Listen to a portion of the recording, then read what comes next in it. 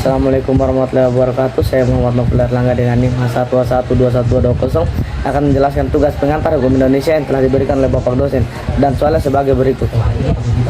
1. Jelaskan pengertian sistem hukum.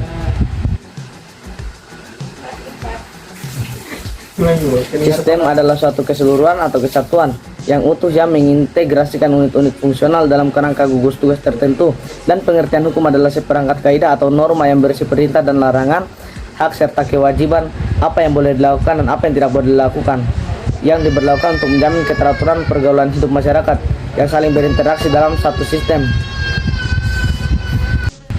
Dan berlanjut ke soal yang nomor 2, yaitu jelaskan pendapat Sarjito Raharjo bahwa hukum adalah sebuah sistem. Sarjito Raharjo mengutip pendapat Van Leur tentang penjelasan hukum sebagai sistem sebagai berikut. Untuk mengukur apakah kita pada suatu saat dapat berbicara mengenai adanya suatu sistem hukum, ukuran tersebut diletakkannya pada 8 asas yang dinamakannya Principles of Legality, yaitu suatu sistem hukum harus mengandung peraturan. 2. Peraturan-peraturan yang telah dibuat itu harus diumumkan. 3. Tidak boleh ada peraturan yang berlaku surut oleh karena apabila yang demikian itu tidak ditolak, maka peraturan itu tidak bisa dipakai untuk menjadi pedoman tingkah laku. 4. Peraturan-peraturan harus disusun dalam rumusan yang bisa dimengerti. 5. Sistem tidak boleh mengandung peraturan-peraturan yang bertentangan satu sama lain. 6. Peraturan-peraturan tidak boleh mengandung tuntunan yang melebihi apa yang dapat dilakukan. 7. Tidak boleh ada kebiasaan untuk sering berubah peraturan sehingga menyebabkan seseorang akan kehilangan orientasi. 8. Harus ada kecocokan antara peraturan yang diundangkan dengan pelaksanaannya sehari-hari. Berlanjut kepada soal yang nomor 3, yaitu kenapa hukum merupakan sistem. Jelaskan dengan contoh. Karena sistem adalah perangkat unsur secara teratur, saling berkaitan sehingga membentuk suatu totalitas. Sementara hukum adalah peraturan atau adat yang secara resmi dianggap mengikat, yang dikukuhkan oleh penguasa atau pemerintah.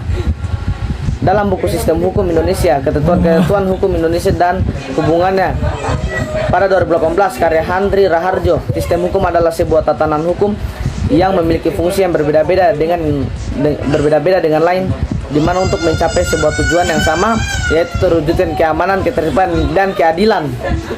Dan pertanyaan yang nomor 4 adalah sebutkan 3 yang mempengaruhi sistem hukum.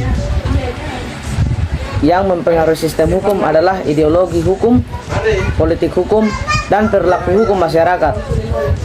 Dan pertanyaan terakhir adalah apa yang dimaksud ideologi? Jelaskan dengan contohnya. Ideologi secara etimologis berasal dari kata idea yang berarti gagasan, konsep, pengertian dasar, cita-cita, dan logos yang berarti ilmu. Kata idea diambil dari kata bahasa Yunani yaitu ethos yang berarti bentuk. Selain itu dari kata idea yang artinya melihat. Maka secara harfiah ideologi berarti ilmu tentang pengertian dasar. Kemudian menurut Kamus Besar Bahasa Indonesia, ideologi adalah kumpulan konsep bersistem yang dijadikan asas pendapat yang memberikan arah dan tujuan untuk keberlangsungan hidup manusia.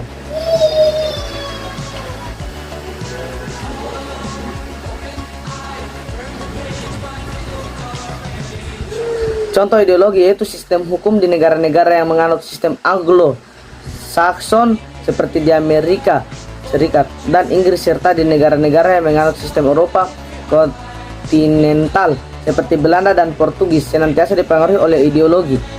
Berbeda dengan negara-negara sosialis dahulu seperti Uni Soviet sebelum runtuh tahun 1991, sistem hukum negara tersebut sudah pasti dipengaruhi oleh ideologi sosialis. Juga berbeda dengan negara-negara muslim yang menata kehidupan masyarakatnya dengan sistem hukum Islam, maka sudah tentu sistem hukum negara tersebut dipengaruhi oleh ideologi tersebut, dipengaruhi oleh ideologi hukum berbasis Islam.